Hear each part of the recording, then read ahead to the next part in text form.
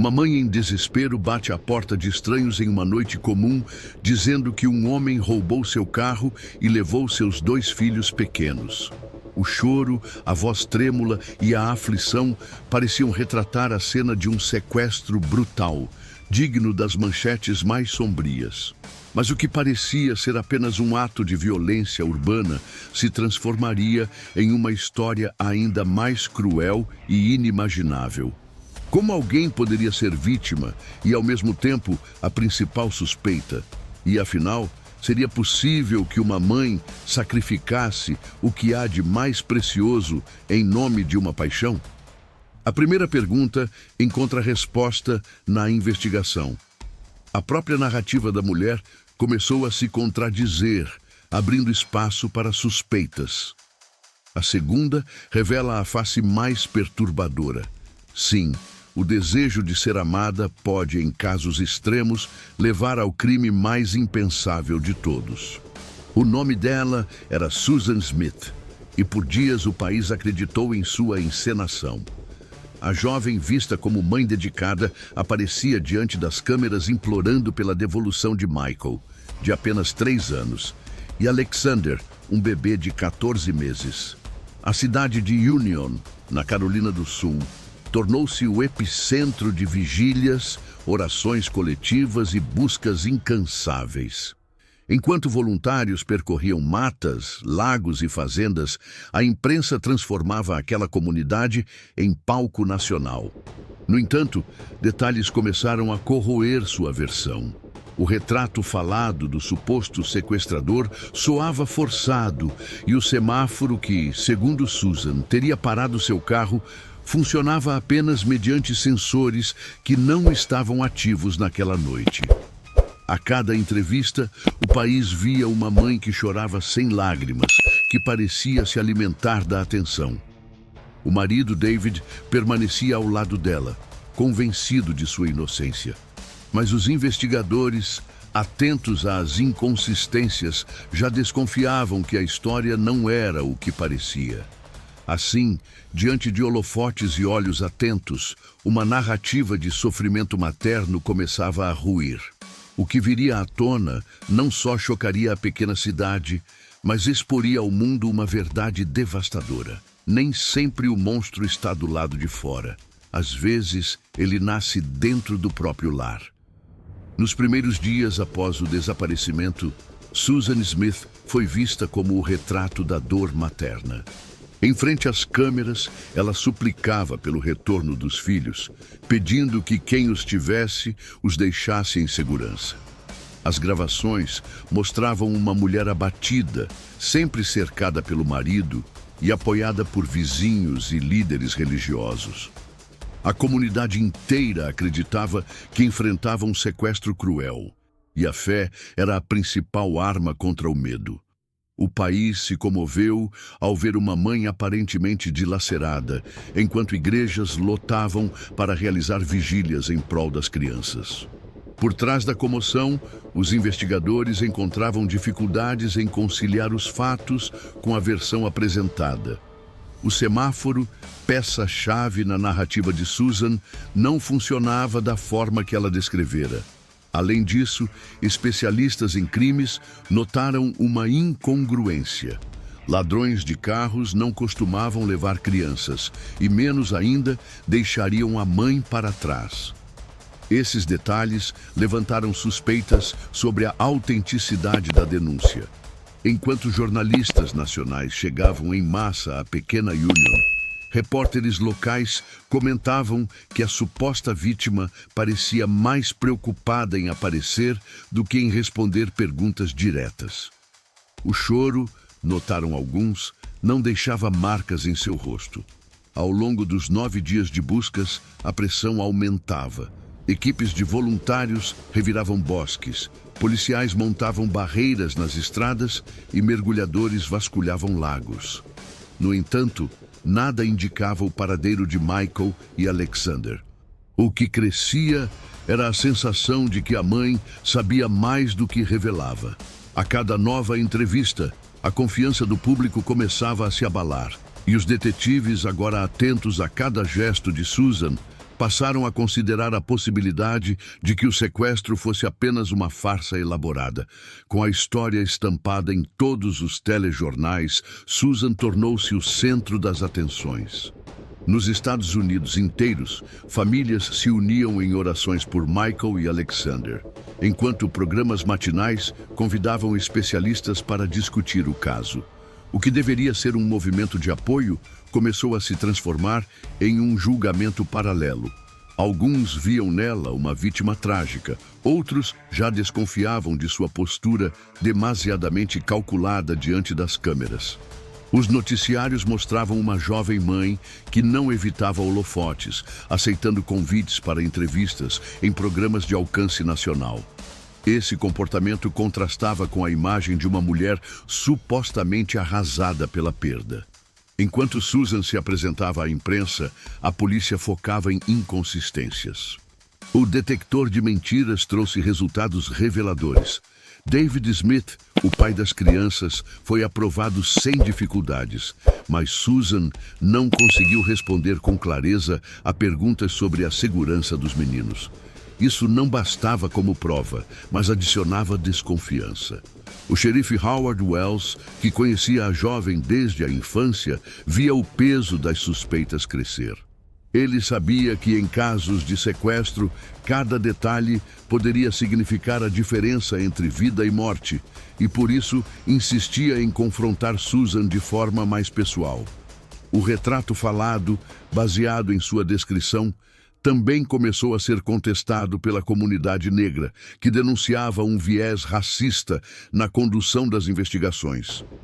A essa altura, as buscas já mobilizavam centenas de voluntários, mas os resultados eram nulos.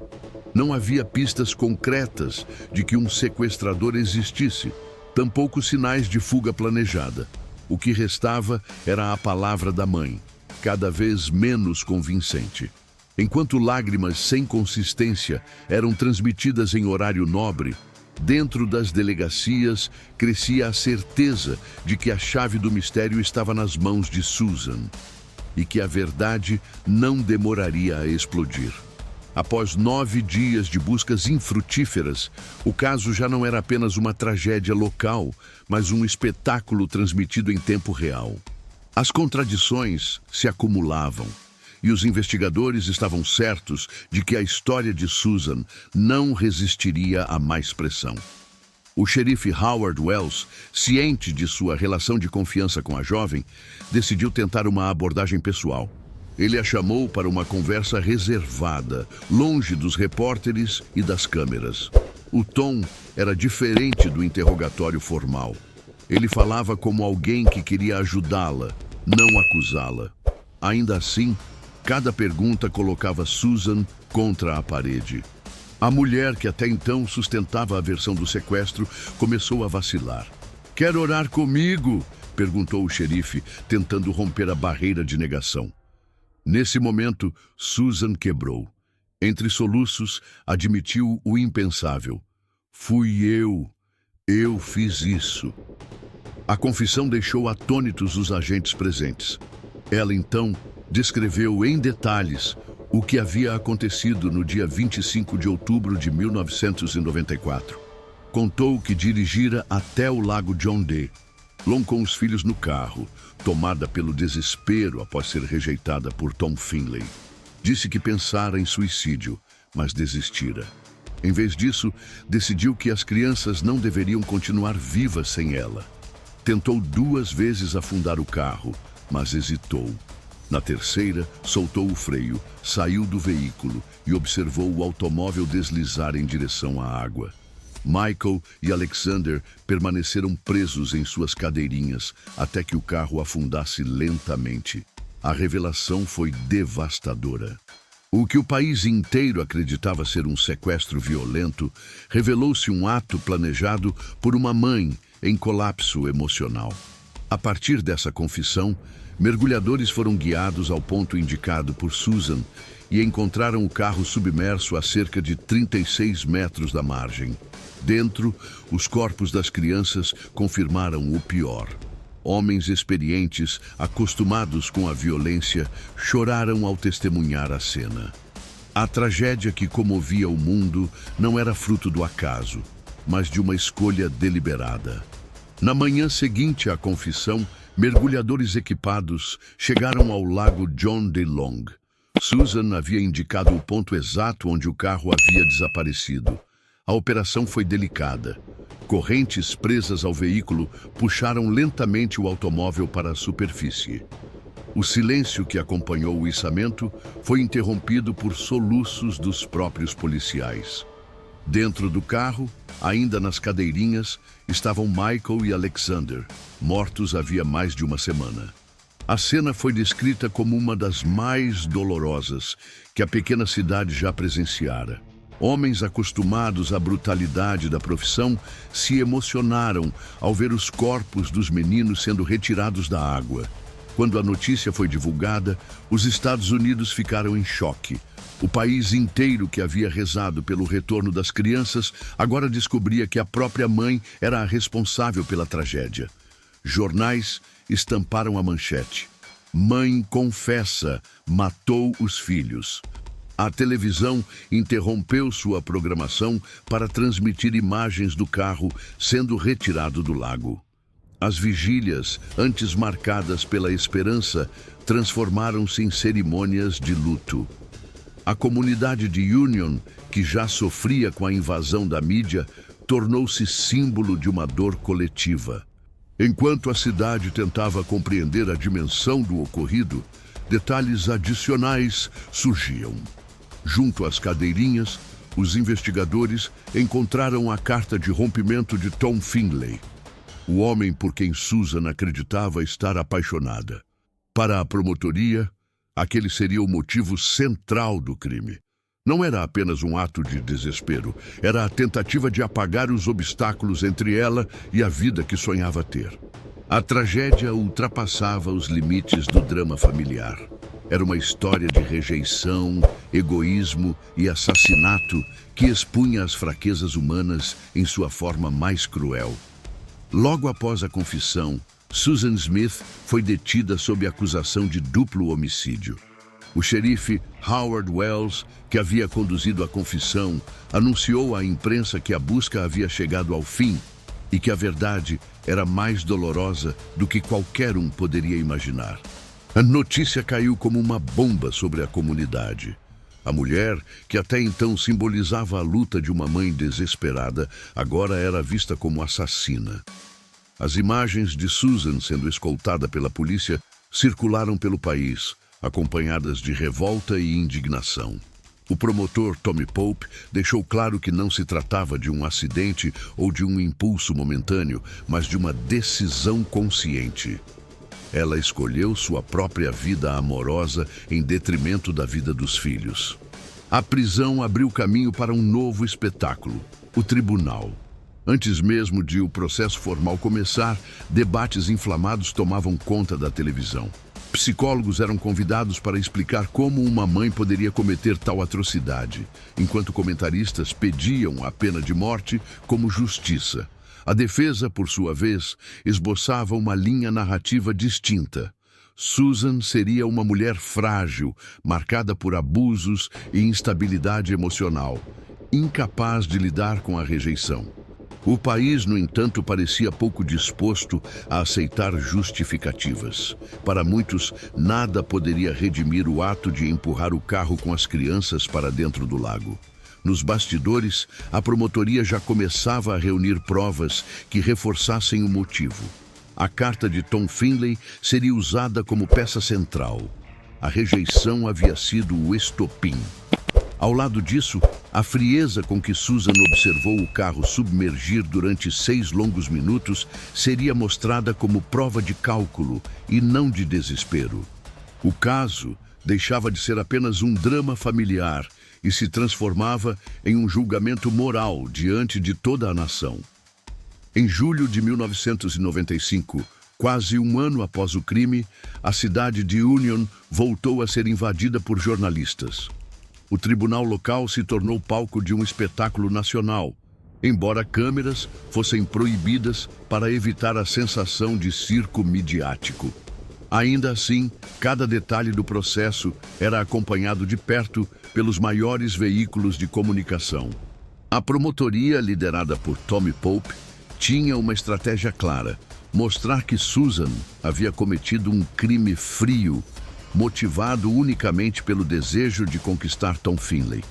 Para sustentar isso, além da carta de rompimento, Pope pretendia demonstrar que a ré teve tempo suficiente para salvar os filhos, mas optou por deixá-los morrer. Do outro lado, os advogados de Susan construíram sua narrativa em torno da fragilidade psicológica da acusada. Alegaram que ela sofria de transtorno de personalidade borderline, marcado por instabilidade emocional, histórico de abusos e relacionamentos destrutivos. O crime, segundo a defesa, não passaria de uma tentativa de suicídio fracassada em que Susan, em meio ao colapso, não conseguiu pensar de forma racional. Psiquiatras foram chamados para reforçar a tese de que ela não era uma assassina calculista, mas sim uma mulher em desespero extremo. O julgamento prometia ser rápido, mas intenso. Enquanto a acusação buscava a pena capital como resposta exemplar, a defesa implorava por compreensão diante da vida caótica de Susan. A comunidade que havia chorado a perda das crianças agora acompanhava dividida. Alguns desejavam o castigo mais severo, outros viam nela um produto de traumas e rejeições. De um modo ou de outro, o país inteiro aguardava ansioso o veredito que definiria se Susan seria condenada à morte ou passaria o resto da vida atrás das grades. Durante o julgamento, a sala do tribunal foi tomada por uma atmosfera de tensão e silêncio. O júri, formado por homens e mulheres comuns da Carolina do Sul, carregava sobre os ombros o peso de decidir o futuro de Susan.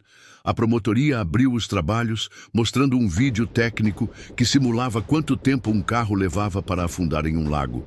Aproximadamente 6 minutos. Era um tempo suficiente para que qualquer mãe em pânico tivesse corrido para salvar os filhos. No entanto, Susan permaneceu parada, assistindo o veículo desaparecer lentamente. Esse detalhe, segundo Tommy Pope, eliminava qualquer possibilidade de acidente. O momento mais doloroso ocorreu quando David Smith subiu ao banco de testemunhas. Com a voz embargada, descreveu como eram os filhos: Michael, cheio de energia, e Alexander, sempre risonho. Contou histórias simples da vida em família, arrancando lágrimas até mesmo de alguns jurados. Ao final, declarou que acreditava que Susan deveria receber a pena de morte. Para ele, nada poderia justificar a escolha dela em tirar a vida das crianças. A acusação usou esse depoimento como reforço emocional, mostrando que até o pai acreditava que a mãe havia ultrapassado qualquer limite de humanidade.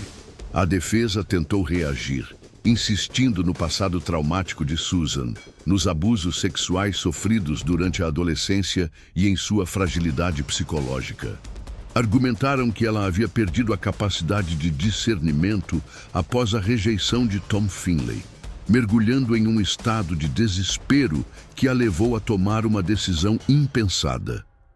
Porém, cada argumento parecia insuficiente diante da gravidade dos fatos e da força emocional das provas apresentadas pela acusação.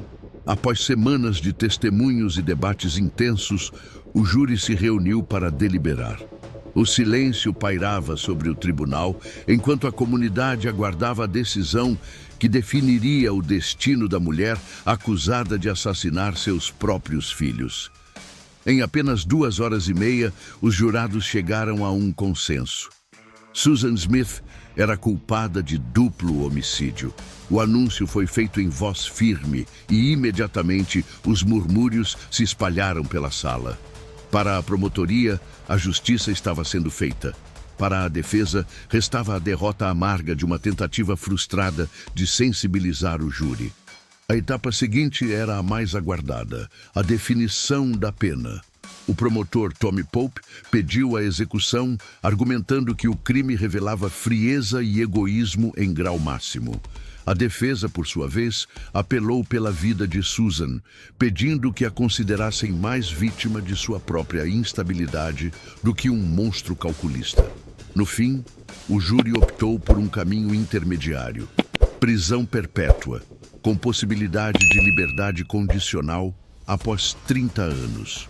Alguns membros explicaram que acreditavam que a vida atrás das grades representaria uma punição ainda mais dura do que a morte. A decisão encerrou um dos julgamentos mais chocantes da década de 1990 nos Estados Unidos. Susan foi levada diretamente para o presídio estadual, onde começaria a cumprir sua pena. Já Michael e Alexander foram enterrados juntos, no mesmo caixão, em uma cerimônia que mobilizou toda a cidade de Union. O caso, no entanto, não terminava ali. Para muitos, a sentença não apagava a dor. Para outros, a prisão vitalícia era o castigo mais justo.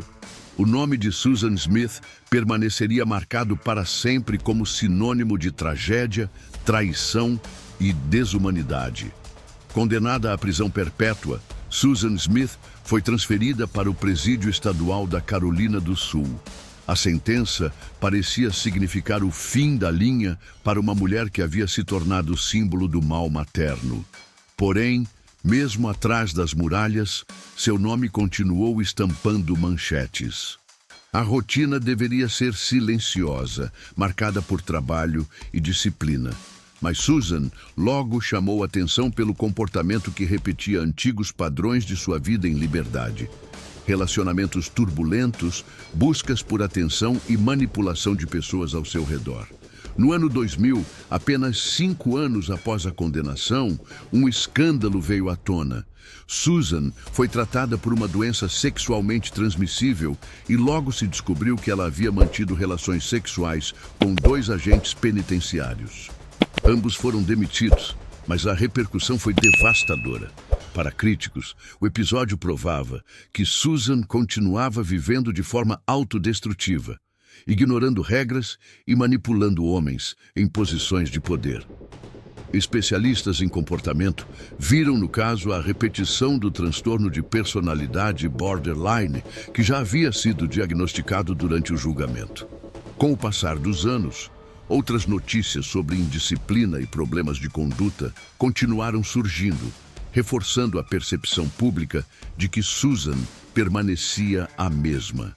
Muitos acreditavam que o remorso dela não era pelo assassinato de Michael e Alexander, mas apenas pelas consequências que o crime trouxe para sua própria vida.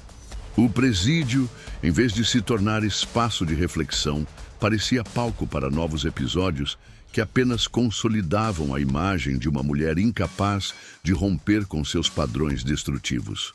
Enquanto Susan cumpria a pena, David Smith tentava seguir com a vida.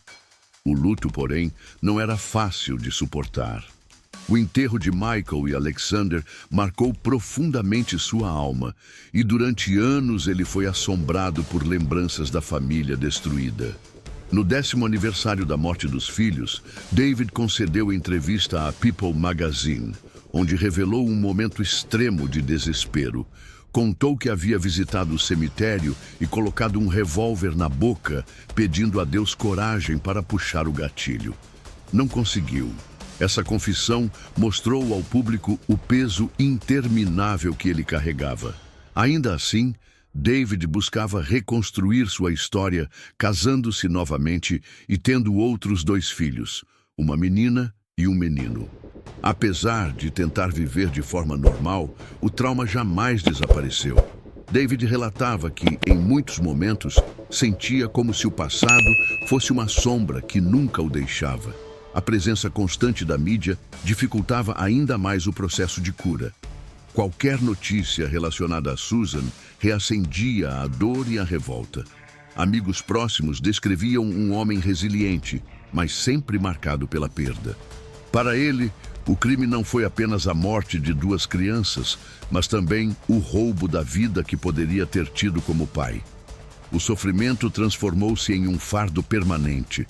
algo que moldou sua visão de mundo e sua própria capacidade de confiar novamente. Embora tenha tentado avançar, a tragédia continuava sendo parte inseparável de sua identidade.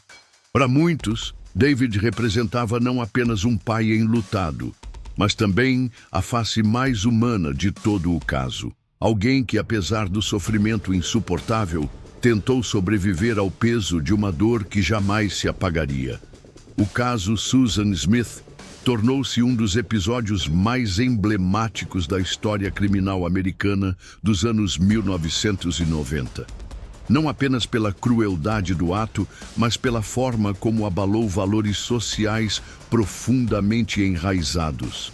A ideia de maternidade como sinônimo de proteção e sacrifício. A imagem de uma mãe que deliberadamente tirou a vida de seus filhos chocou o mundo, tornando-se exemplo extremo de egoísmo e manipulação. Nos Estados Unidos, a tragédia foi lembrada em séries, músicas e até sátiras televisivas, como se a sociedade buscasse compreender ou exorcizar o horror através da cultura popular. 3 décadas depois, a dúvida permanece. Susan foi um monstro frio ou uma vítima de sua própria mente instável? Para a promotoria, não havia hesitação. Ela fez uma escolha consciente. Para a defesa e alguns especialistas, o crime refletia um colapso psicológico, agravado por anos de abusos e rejeições. A verdade talvez esteja no ponto de interseção.